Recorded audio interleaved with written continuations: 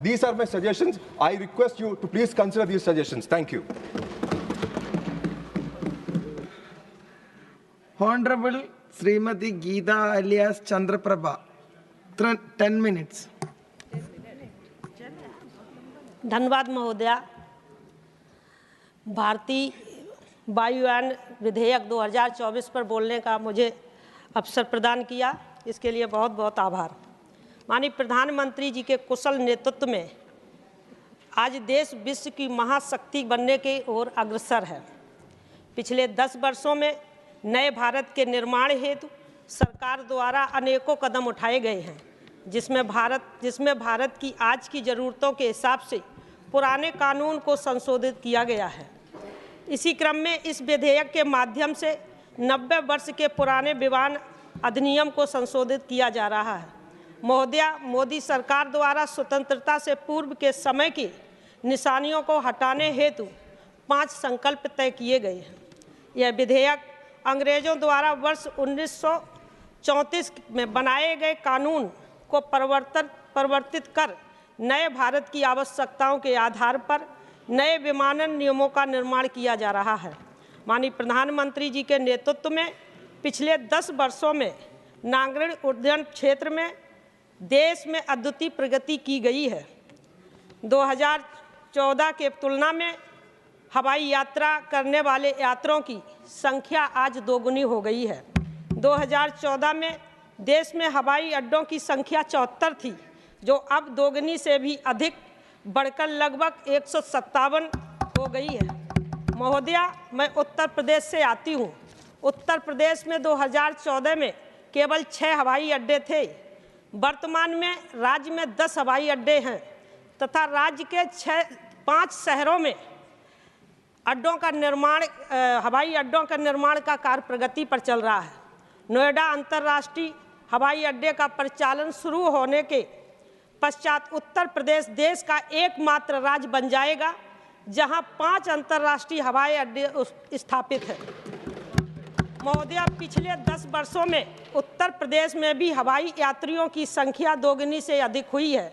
जो उत्तर प्रदेश की पिछली 10 वर्षों में पिछली वित्तीय वर्ष में तुलना की गई, इस वर्ष हवाई जहाज से यात्रा करने वालों की यात्रियों की संख्या में भी लगभग 20% की वृद्धि हुई है। सरकार के महोदया, सरकार की रीजनल कनेक्टिविटी स्कीम उड़ान के तहत प्रदेश की दूरगामी क्षेत्र को हवाई अड्डों से जोड़ा गया है। मैं इसके लिए उत्तर प्रदेश की जनता की ओर से माननीय प्रधानमंत्री, माननीय मंत्री जी का बहुत बहुत आभार व्यक्त करती हूँ। ये आंकड़े पिछले 10 वर्षों में माननीय प्रधानमंत्री जी के नेतृत्व में नागरिक उड्डयन क्षेत्र में हुई प्रगति को दर्शाते हैं। महोदय, अभी तक विमानन क्षेत्र में अधिकांश नियम 1934 में बनाए गए एक्ट से संचालित किए जा रहे थे। इस एक्ट को पिछले 90 वर्षों में लगभग 21 बार संशोधित किया गया है। आज नागरिक उड्डयन क्षेत्र में हो रही प्रगति एवं वर्तमान परिस्थितियों को देखते हुए 90 वर्ष पुराने इस कानून को बदलने की आवश्यकता है। इस विधेयक के माध्यम से केंद्र सरकार को किसी भी विमान या विमान की श्रेणी की डिजाइन, निर्माण, निर्यात या आयात को नियमित करने तथा सुरक्षित करने के लिए अधिकार प्राप्त किया गया है। महोदय, हवाई सेवाओं के विस्तार के कारण हवाई क्षेत्र में दुर्घटनाओं की संभावनाओं में वृद्धि हुई है। समय पूर्व दुर्घटनाओं को रोकने तथा इससे संबंधित नियमों को बनाने के लिए इस विधेयक के माध्यम से हवाई दुर्घटना या घटना की जांच के लिए सरकार को नियम बनाने का अधिकार प्रदान किया गया है। इसके अतिरिक्त इस विधेयक के माध्यम से सरकार मेक इन इंडिया अभियान के अंतर्गत विमानन क्षेत्र में देश को आत्मनिर्भर बनाने का प्रयास कर रही है। विधेयक में किए जा रहे प्रावधान देश में विमानों के निर्माण को बढ़ावा देने के साथ विमान संबंधित व्यापार को प्रोत्साहन किया गया है। महोदय, विधेयक में किए गए प्रावधानों के माध्यम से सरकार द्वारा भारत को वैश्विक विमानन बाजार में स्थापित करने का प्रयास किया जा रहा है। अंतर्राष्ट्रीय विमानन नागर विमान नियमों तथा मानकों के अनुरूप देश में हवाई क्षेत्र से संबंधित नियमों के निर्माण पर बल दिया गया है।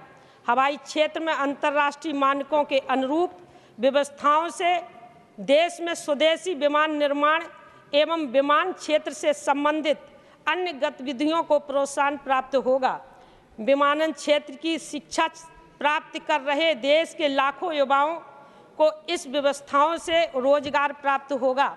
महोदय, मुझे विश्वास है कि इस विधेयक के माध्यम से विभिन्न विमानन कानूनों के बीच मौजूदा विसंगतियों को दूर किया जाएगा तथा भविष्य में देश के नागरिकों को और बेहतर हवाई सुविधा उपलब्ध हो सकेगी।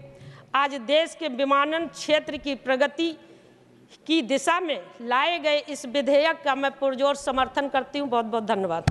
धन्यवाद। बहुत बहुत। श्री मिलिंद्र मुरली देवड़ा।